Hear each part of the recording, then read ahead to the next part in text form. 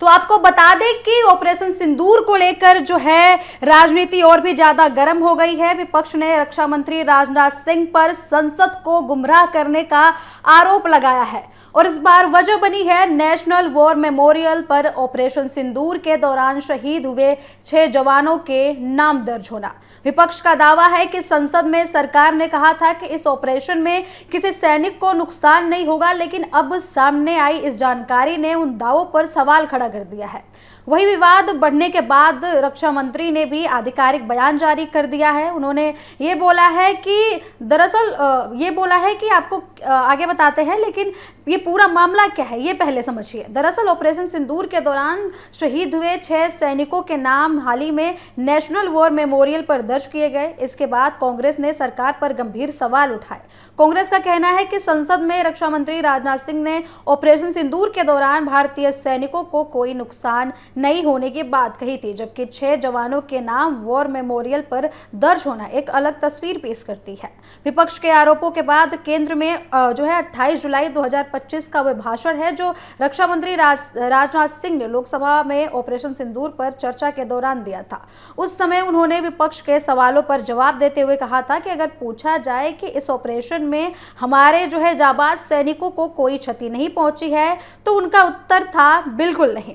इस बयान का वीडियो कांग्रेस प्रवक्ता जो है पवन खेड़ा ने सोशल मीडिया प्लेटफॉर्म एक्स पर साझा किया है और आरोप लगाया है कि सरकार ने संसद में सही जानकारी नहीं दी है। कांग्रेस का कहना है कि अगर ऑपरेशन के दौरान जवान शहीद हुए थे तो संसद में ये जानकारी क्यों नहीं दी गई थी। हालांकि विवाद बढ़ने के बाद रक्षा मंत्री ने तुरंत प्रतिक्रिया दी।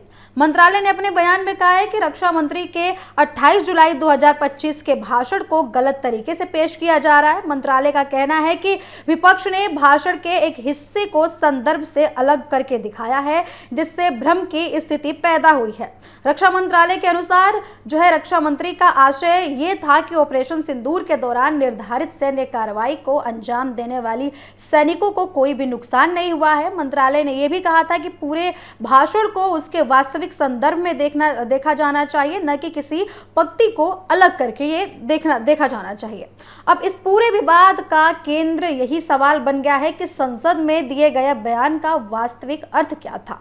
क्या रक्षा मंत्री का बयान पूरे सैन्य अभियान के संदर्भ में था या केवल ऑपरेशन को अंजाम देने वाले विशेष कार्रवाई के संदर्भ में था।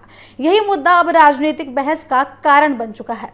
कांग्रेस समेत विपक्षी दलों का कहना है कि संसद सर्वोच्च लोकतांत्रिक संस्था है और वहां दी गई जानकारी पूरी तरीके से स्पष्ट और तथ्य से भरी होनी चाहिए। यदि किसी सैन्य अभियान में जवानों ने सर्वोच्च बलिदान दिया है तो उसकी जानकारी सदन और देश दोनों के सामने रखना चाहिए।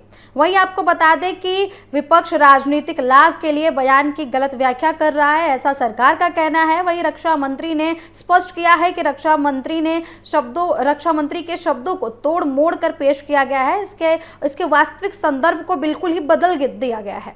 इसी बीच नेशनल वॉर मेमोरियल पर दर्ज हुए 6 जवानों के नामों ने देश का ध्यान एक बार फिर उन सैनिकों के सर्वोच्च बलिदान की ओर खींच लिया है जिन्होंने राष्ट्र की सुरक्षा के लिए अपने प्राण को न्यौछावर किए थे।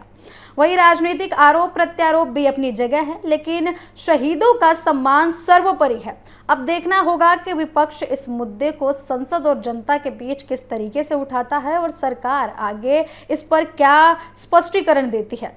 फिलहाल ऑपरेशन सिंदूर से जुड़ा ये विवाद राजनीतिक और संवैधानिक दोनों स्तर पर चर्चा का विषय बना हुआ है।